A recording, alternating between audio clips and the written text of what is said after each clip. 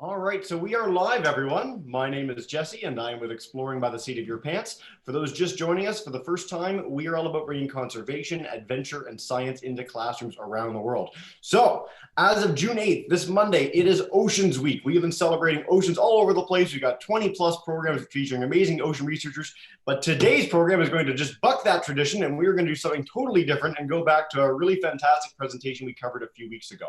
So over the last few weeks, we've been partnering with Environment and Climate Change Canada and highlighting some of their amazing research coast to coast across Canada and their work that reaches around the world. And Adam Smith, who's joining us today, was one of our first scientists to join us.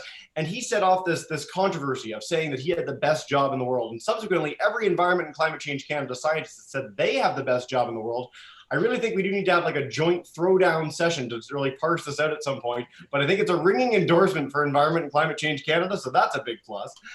What we're going to talk about today is data science for bird conservation. So Adam's going to share a story. I'm not going to steal his thunder, but the long story short of it is that a couple of years ago, we published this big study around the world that 3 billion birds have been lost.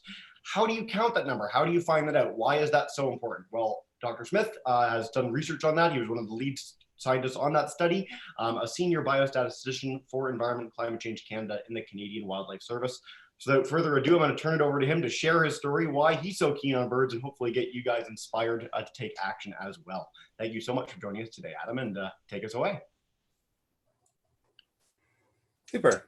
Thanks. Thanks, Jesse. I think I hope everyone let me know if you can't see my screen, Jesse, there. So thanks for tuning in today, everyone. Thanks, Jesse, and the rest of the folks at Seat of Your Pants for having me back. I'm here hopefully to tell you a little bit about my job, about what I do, about why it's the best job in the world, and so I'm the senior biostatistician for the Canadian Wildlife Service, and so on a day-to-day basis, I am thinking about bird populations, wildlife populations in general, but mostly birds, because birds are the animals for which we have the most information. And because birds are a brilliant group that I'll touch on again, tell you a bit more about that in a bit. And hopefully I'll get my slides to progress any second now. There we go. Yeah, and so my job is birds and statistics. And so I've been involved in the last sort of year or so in some really exciting collaborative projects where I've kind of been one of the numbers guys, or the number guy, in some of these really big picture studies looking at changes in bird populations in Canada and across North America. And there was Jesse mentioned it, the paper that came out, and a scientific report that came out in the fall last year, talking about the decline of the North American avifauna and the fact that we had lost 3 billion, that's billion with a B, 3 billion birds in North America over the last 50 years, in less than the span of a human lifetime. So I'll tell you a bit about that. But I also want to tell you a little bit about how I got here and how I ended up being the senior biostatistician for the Canadian Wildlife Service. That title still makes me cringe every time I say it. But anyways, so when I grew up, I wanted to be a biostatistician. No, not really. When I grew up, I wanted to be out in the woods. I wanted to be out in the wilderness. I wanted to be working with animals and doing all sorts of fun stuff. Some of these pictures are pictures of me when I was in my early stage career of university on camping trips. This picture down here in New York City is me protesting when I was in high school about the Rio Earth Summit back in the 90s. That was a long time ago. And then this picture down here of me in my kayak, I just threw in there because that picture was taken in the middle of my third year in, university biostatistics course. In fact, during the midterm exam, it was a beautiful day, and I went kayaking instead of going to the midterm exam. And fortunately, I still passed the course. Perhaps that wasn't the wisest decision, but it was a beautiful day and it was spring, and that's how life goes sometimes. So I didn't want to be a biostatistician. I wanted to run around the woods and chase critters, and I did a little bit of that. Well, actually did a lot of it that I guess at the start of my career. I spent lots of time in Canada's north, in Labrador, at a little fly-in cabin, chasing marten around. Marten are American marten. They're a weasel relative, adorable. That's one right there in my coat. We had just put a radio collar on it, and so it was waking up from the drugs we'd given it, so to put it to sleep. And we had to keep it warm, so you have to keep it inside your coat. That's an interesting experience, having this weasel wake up inside your shirt. This is me in a grizzly bear den. Lots of time running around in the woods, chasing critters, doing wolverine surveys, caribou surveys, living in Canada's north. Really fun stuff. But as I got more and more into that work, I started to realize that the really interesting and I thought from a conservation perspective, the really interesting questions were questions that required a really deep understanding of data science, of statistics, of how to tease apart the signal from the noise. There are a lot of animals out there, but to count them is a difficult thing to do. They don't stand still for very long, and so there's noise in the information we collect. And so I went back to school, went and got a PhD at Carleton University in Ottawa, and spent a lot of time thinking about statistics, thinking about the numbers themselves. And that has led me to this career in the Canadian Wildlife Service, and to these really incredible, fascinating opportunities to be involved with people all across Canada and all across North America, thinking about how populations of wildlife, and like I said, mostly we have data and information on birds, and so that's what one of the main groups that we focus on, but looking at how those populations have changed over time. And so this past fall, we had a paper come out, a scientific peer-reviewed paper that came out, where we basically, a group of us got together and we thought, well, we know that bird populations have been changing over time, but do we actually know how many birds are out there, and how the total number of birds on the landscape has changed over time? And what we found out was that we've lost almost 3 billion birds over the last 50 years. And this paper got, I think deservedly so, got a lot of attention, articles in the New York Times, many organizations covered it. We even got parodied by The Onion, which is a satirical website online. I thought that was a high point in my career. And so we did all this math, and we came up with this number, and we got a lot of attention for bird conservation, for wildlife conservation in general, and that's fantastic. But that 3 billion number was one of the main reasons, I think, why we got so much attention, because it's a really it's a big number, and you think, well, 3 billion, like how do we do that? How do we know how many birds we've lost over the last 50 years in North America? How can you possibly know how many birds there are in North America? We didn't count them all, of course. It would take a long time to count that many birds. And like I said, they tend not to stand still. And so the way we collect this information is with the help mostly of volunteers across the continent, collecting information from surveys that they conduct on an annual basis. We have skilled birders who go out and count the birds in a very scientifically rigorous way every year in the same location, the same time of year, the same time of day, ideally with the same person going back year after year. And then we also have a series of professional biologists across the continent working with the Environment and Climate Change Canada, the Canadian Wildlife Service, the U.S. Geological Survey, the United States Fish and Wildlife Service, conducting more complicated surveys, in some cases that require helicopters or require banding individual birds, capturing birds and putting those little metal rings on their legs so that we can track them through time and through space and find out where they migrate to, etc. And we compile all of that information into sort of central databases that the Canadian Wildlife Service and most of these databases are publicly available as well, so other folks can learn from them. We compile all that information into these public databases, and then my job is really to take that information and to generate estimates of how populations have changed over time. And like I said, that's the tricky part about that is that the number of birds we count on any given day in any given location depends on a lot of things. It's not a perfect measure of exactly how many birds are out there in the environment. Birds move around. There are weather conditions that affect what you see. You can easily imagine if you go out in the backyard, you might one day count 6 chickadees and then go out 10 minutes later and there might not be a single bird around.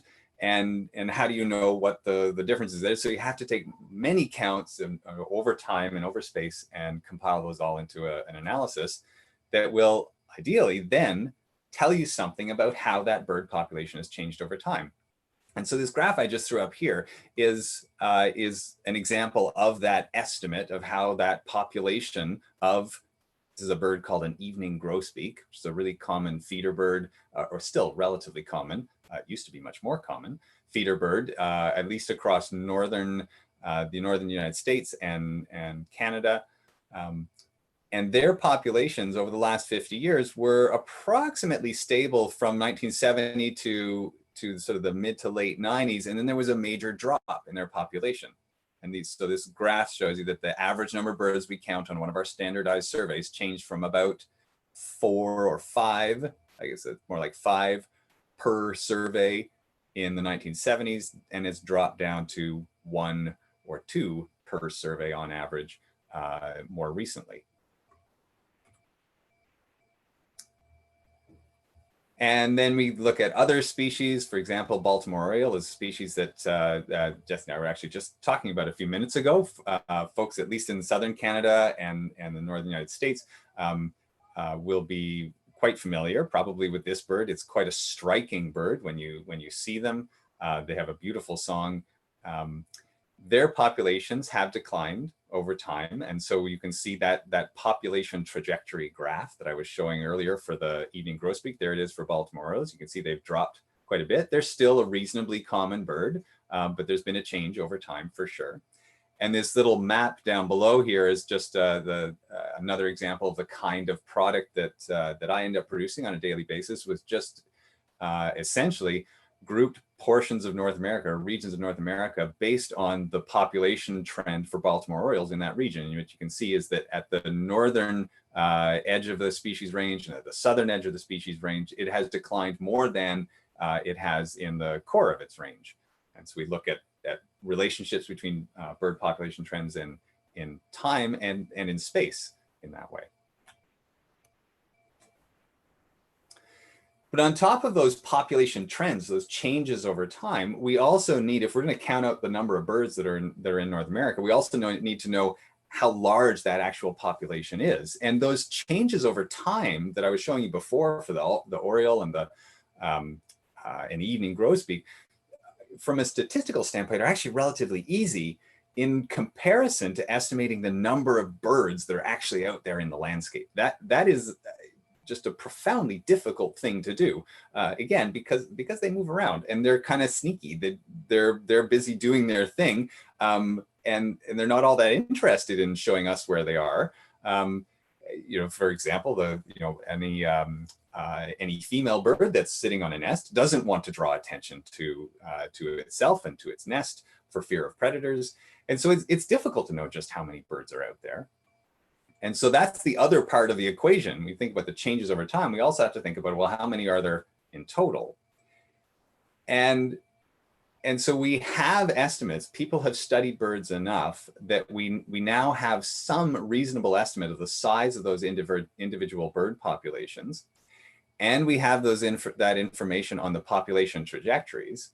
And our job in that 3 billion birds decline paper was to combine those two things in a meaningful way. And so on the left side of your screen here, we see these population trajectories. That's that change over time. And we draw those from 5, 6, I think it's almost 20 different programs.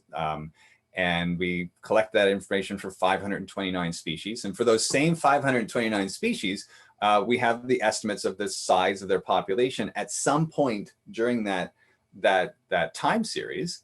And we can combine those two things in a reasonably sophisticated statistical model that accounts not just for the size of the population and the change in the population, but also the uncertainty in what we know about the change in that population or the size of that population. It also accounts for where different birds spend the winter, what kind of habitat they use for breeding, because there are relationships between where birds winter and how well their populations are doing. Birds that travel further tend to be having a harder time in terms of sustaining their populations. Migration is a very costly thing. And so we combine all that information into our statistical model. We end up with an annual population size for every one of those 529 species. So how many birds were there in 1982 for northern bobwhite or mourning dove, which are those two species examples I was showing down there. We get those estimates and we essentially add them all up at that point, and that gives us the number of birds in North America for every year from 1970 to 2017. And that tells us a bit of a disturbing story. And what that tells us is that over time, in 1970, we had approximately 10 billion birds that were coming back every spring to lay their eggs, raise their chicks, fly off to wherever they spend the winter, and then come back again next year. But 10 billion of those breeding adult individuals every year were coming back to Canada and the United States. But now, here in 2017, that number is more like 7 billion. We've lost 3 billion. That's almost 30%.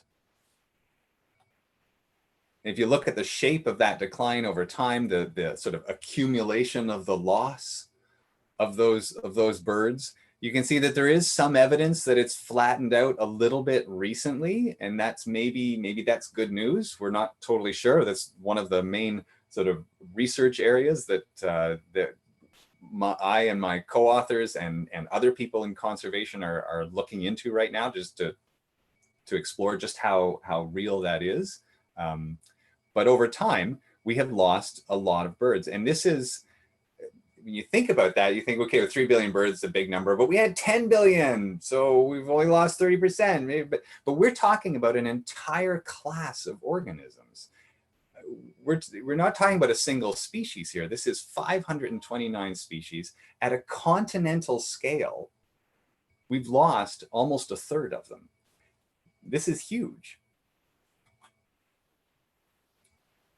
And so the other thing we learned in that paper was that those losses in bird populations are not restricted to one particular habitat type. We know for sure, so if you look at this graph here, these are the losses by sort of major biome or habitat type or land cover type. So we've got grassland associated birds way down here at the bottom. So we've lost more grassland birds than anything else. And that's, we anticipated that result. People have been studying the relationships between grassland birds and agriculture for a long time. And we know that humans require a lot of the grasslands, the pre-existing grasslands, and have taken them over for agriculture. And we know we've lost a lot of grassland birds. But we've also lost a lot of birds from the boreal forest, which we suspect has a lot to do with what's happening on their wintering grounds. A lot of the boreal forest birds spend their winters in South America and Central America, where, again, the human footprint has been expanding over time, and they've lost a lot of their wintering habitat. We've lost birds across every biome, with one exception. Wetland birds over the last 50 years have actually done reasonably well. They've not only held their own, but they've increased, and I'll come back to that in a minute. One of the other really interesting things we see here is that for the most part, we're seeing these losses in all of our native species. We're also seeing them in some of the introduced species and the habitat generalists. the species that we generally think of as being very tolerant of human activity are also showing declines. Okay? And these declines are not limited to rare species. We're not talking about species that we would necessarily think of as being endangered species. We're talking about the really ubiquitous birds, the really familiar birds that we still see in large numbers, red-winged blackbirds. We've lost almost 100 million red-winged blackbirds over the last 50 years. And yet there's still a very common bird, but even that species has declined. We've lost lots of them. We've lost shorebirds, we've lost grassland birds. For example, those Baltimore orioles. So there are 9 million fewer Baltimore orioles now than there were in 1970. There's 15 million fewer wood thrush. Barn swallows, birds that are almost dependent on human structures, barns, and other buildings. We've lost 26 million barn swallows. Dark-eyed juncos, we've lost 170 million dark-eyed juncos over the last 50 years. And dark-eyed juncos, again, if you're in sort of the central or northern United States or southern Canada, juncos are still a very common feeder bird, particularly in late winter. We see them come to the feeders and then they head north to the boreal forest to breed every spring. And so we've lost all those birds. And for the most part, we've lost them without really noticing them. And I'll come back to this a little bit later too as well. This is one of the real strengths of statistics, of data science, of monitoring these populations, is that without these rigorous scientific counts, we wouldn't know that that we've lost so many of these very common birds. But it's not all bad news. There are some species, black-capped chickadee is one of them, that have increased over the last 50 years. And there are other groups of birds that have increased quite a bit. And this is a species that I suspect some of you listening out there maybe even have some personal experience in seeing bald eagles in the last decade or so. Their populations, you can see the population trajectory here, their populations have been increasing. And there's that map again showing that no matter where we count them in the continent, there are more bald eagles than there used to be. And not only is this a good news story, it's a good news story because they have recovered based almost entirely on things that people have done to support raptor or bird of prey conservation in North America. So back in the 60s and 70s, there was a chemical used as a pesticide called DDT. And that pesticide was, we found out after using it quite a bit, that it was extremely toxic to birds in particular, and particularly birds of prey that are at the top of the food chain. And that chemical would bioaccumulate through the food chain. So there'd be a certain percentage in the bugs, a more concentrated percentage in the fish. And then once the eagle eats the fish, then it gets even more concentrated. And so these populations crashed to the point where many birds of prey were put on the endangered species list back in the 60s and 70s. But we banned DDT. We realized what this problem was. The science was done to identify what was happening. We figured out the problem, and we banned the chemical, the use of the chemical, at least broadly in the environment, and the birds have recovered. And I mentioned before about waterfowl and how, wetland birds. Well, waterfowl are one of the main wetland birds, so ducks and geese.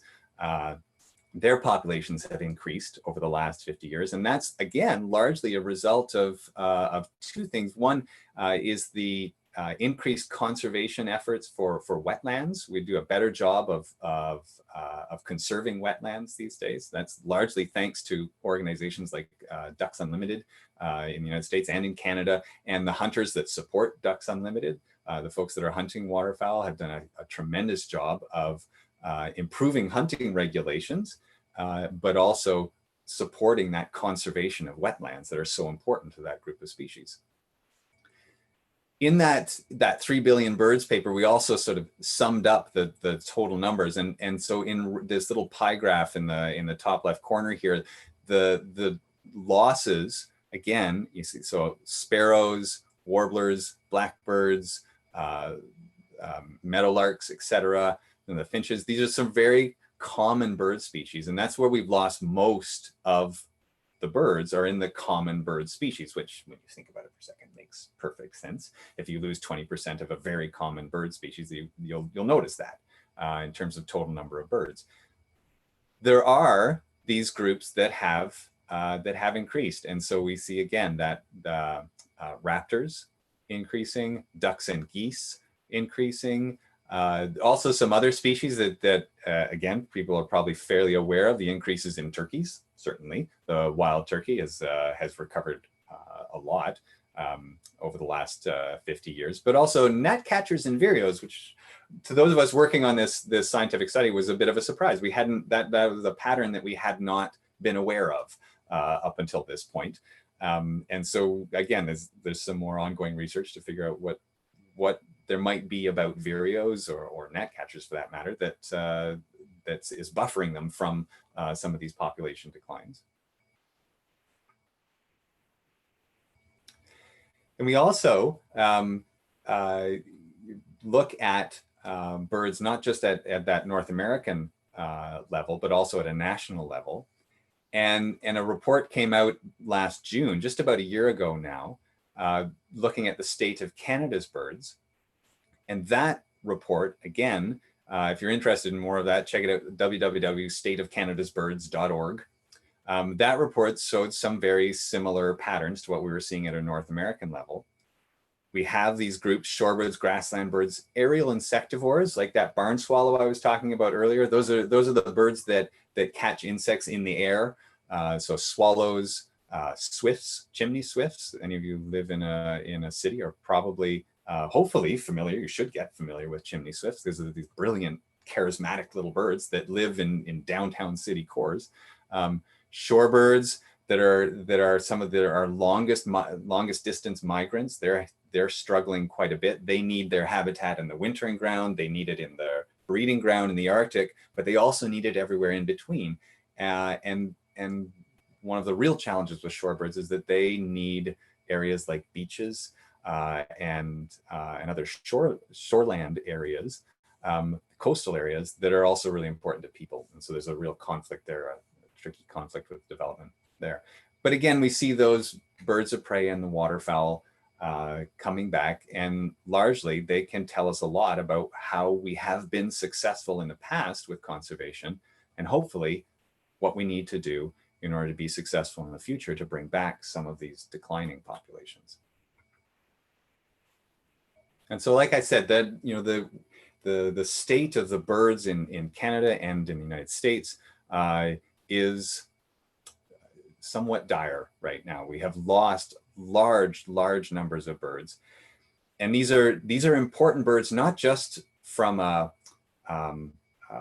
standpoint of the birds and the ecosystem as separate from us. These are birds that are doing all the things that are contributing to the ecosystem.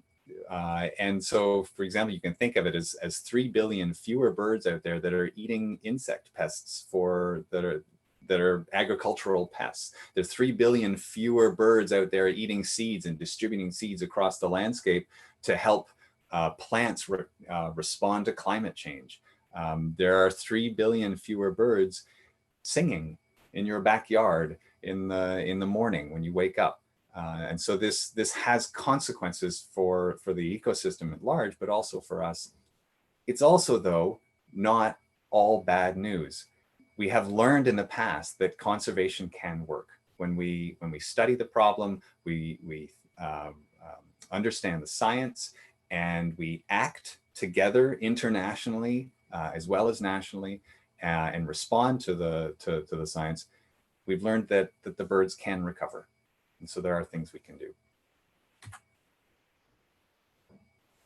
So if you're interested in finding out more about some of those two reports I was mentioning, the 3billionbirds.org, that's a website that was set up by a number of the the collaborators on that paper. It has all kinds of tremendous information, some really compelling videos, ideas of things you can do as an individual, and things that need to happen on a society level that are really important, that you can check out. Again, if you're in Canada, www.stateofcanadasbirds.org can give you some of that Canada specific information. And again, also there's lots of information there on what we can do and what we need to do to recover some of these bird populations. And yeah, I think double checking. Yeah. And then I have some other ideas, but I'll just leave it there, and Jesse, we can take some questions, or yeah. Well, thank you so much again. What a great! I love this presentation. It's so much fun, and well, I mean, it's not fun. It's disheartening, but it's fascinating and gives them real hope at the end, which I love, and some ways that people can learn more, which are really fantastic. So thank you so much, Dr. Smith. If you want to come out of your screen share, I think people can check that out on YouTube. They can see those links, and we'll share a few questions.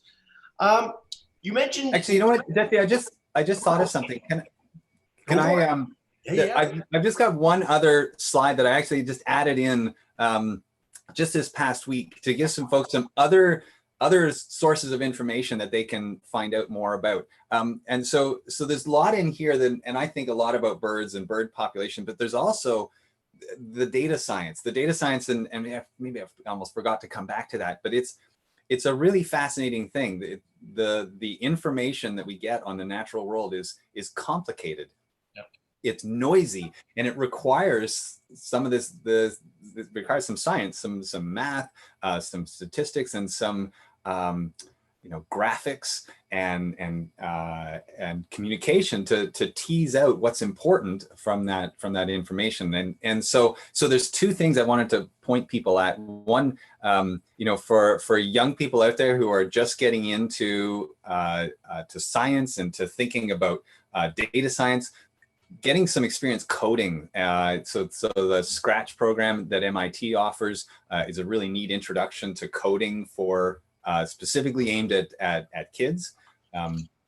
That's a really neat one. Code.org is another really good source of information for kids who are really interested, intrigued by some of those graphs and how we can track things over time and understand changes in the world around us, even though there's a lot of noise going on. If you want to get into things like artificial intelligence and machine learning and stuff, this is where to start.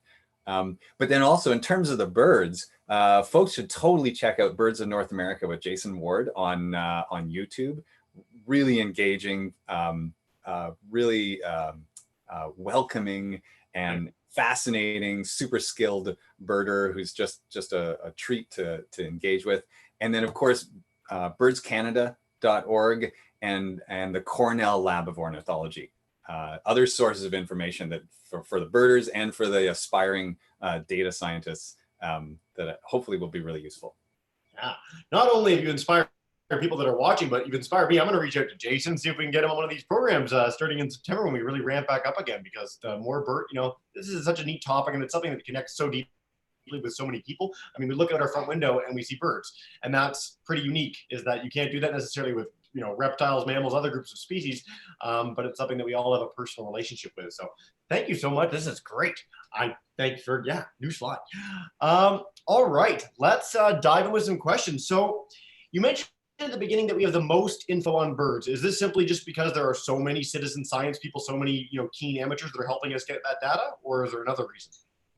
In a nutshell, yeah, that's really it. And why do we have so many keen citizen scientists for birds? Because birds are incredible. Birds, they're beautiful, they're colorful, they sing, and they don't seem to mind us nearly as much as other animals do. So many animals, when they see people coming, scurry for cover, and birds for the most part are like, wow, whatever. And they do their thing in our backyards, in our neighborhoods, and because we have this, I think, this really innate connection to birds, we also have thousands of people across the continent who are able and willing to go out and count what they see and tell us about it. Nice. I don't know if it was in one of your slides, but iNaturalist is an app that we talk about a lot here just because it's a really great tool used all over the world. So if you want to like chart the wildlife that's near you, highlight where you found it, that's just a really nice tool. We like to showcase that whenever we can. Okay, obviously you love birds. I have to ask a quick question. Do you have a favorite bird?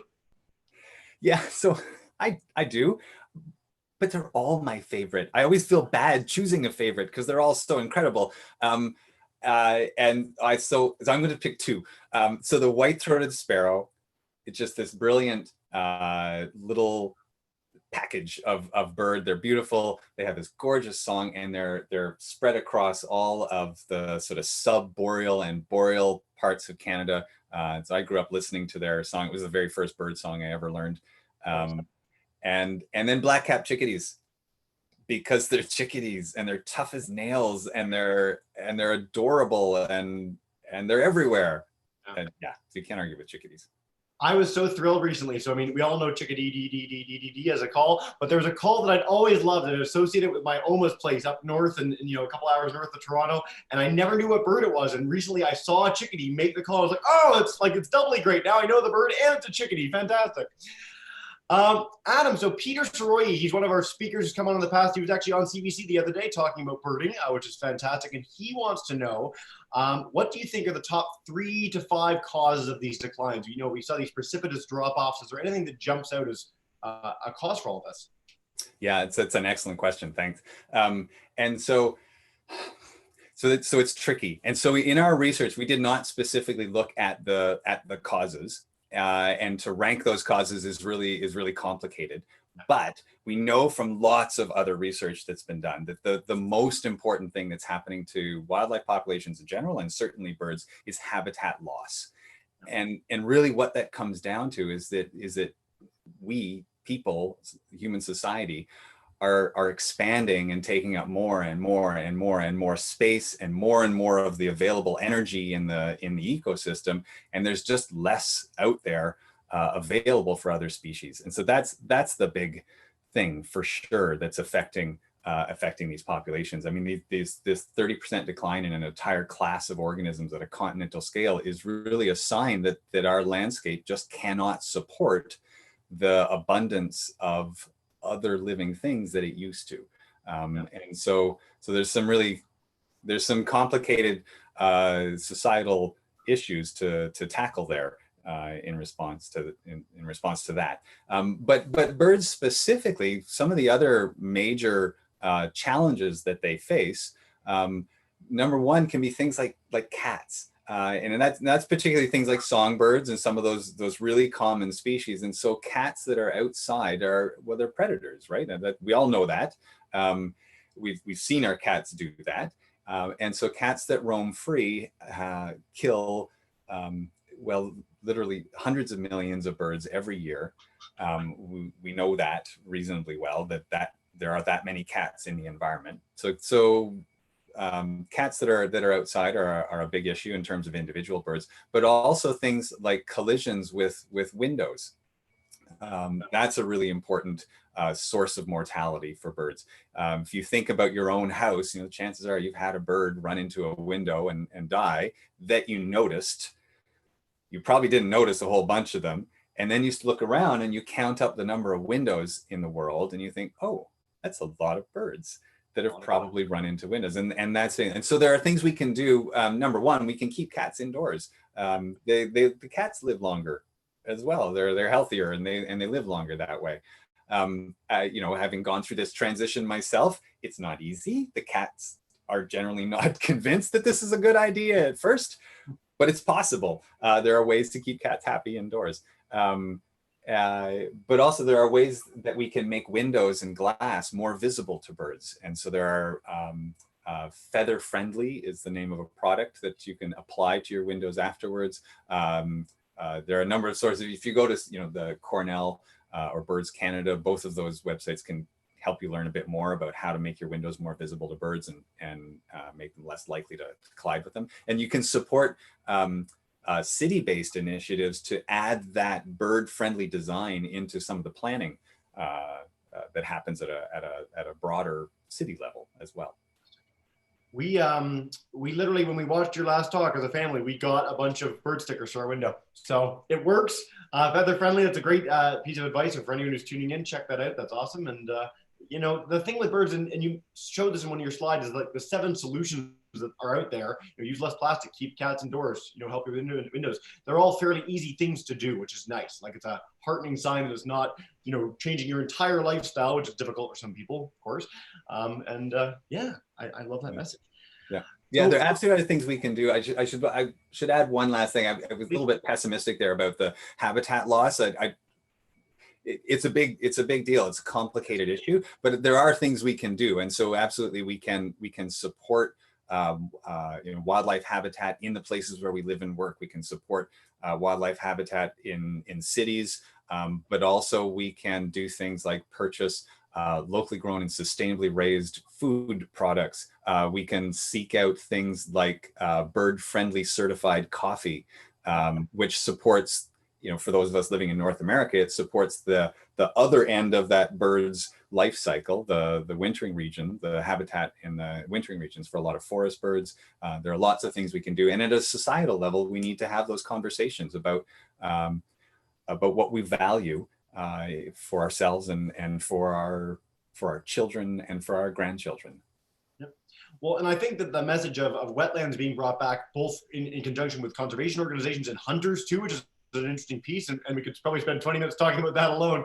But it's a nice sign that when we actually commit to this, when we do this sort of work, it does lead to an increase. It's not like it's futile. It really does, you know, change the game. So on that note, and sort of a last question, because again, amazing, these sessions just fly by.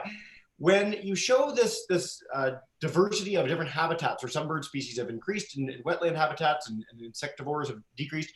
Now, for the government of Canada, or for governments around the world, when they see that sort of data, does that change how they enact policies with regards to conservation? If you have limited funding and you're going to support different things, I don't know how that plays out, or if we can even speak on it in a few minutes, but yeah, I'm curious. Yes, and it's absolutely complicated, and you know, from a purely selfish level, I love my job, partially because I don't have to make those decisions. Those are difficult decisions. My job is to provide the information and to help people understand the information. But absolutely, I mean, it's one of the, I've said I think I have the best job in the world. And one of the reasons I think it's the best job in the world is because our organization is supportive of making changes, of responding to the patterns that we're seeing in the environment. And that's a wonderful place to be. It's a wonderful environment to work in. Yeah. And so one of the things that we try and do with that information that we're presenting with that state of Canada's birds, et cetera, is we highlight the areas where we've been successful to say, look, these are the regions where we know what we've done has worked and it's made a difference. And then we also highlight the regions that are most in trouble. And so we highlight grassland birds and shorebirds and aerial insectivores, and we say, okay, well, here's where we need to focus our attention, because these groups in general are in the worst shape. Yeah. Fantastic answer. Adam, before we wrap up, is there any last message you want to share with people about birds, how they can get involved, what they can do? I mean, you've highlighted so much already, it's pretty exhaustive, but if there's anything you want to wrap up with, go for it. Yeah, cheers. And so I think really it's just get out there, get outside and see what's around. And if you don't already know your birds, then learn your birds. And so check out resources like Cornell and Birds Canada, and there's some really neat smartphone applications that can help you. So Merlin, like the wizard or the bird. MERLIN. Merlin is an app that's really useful and can really help you. iNaturalist is another one. Particularly if you can get a photo, people out there in the world will help you identify what you're looking at. Some super cool stuff. But just get out there and once you learn your birds, contribute to one of these programs.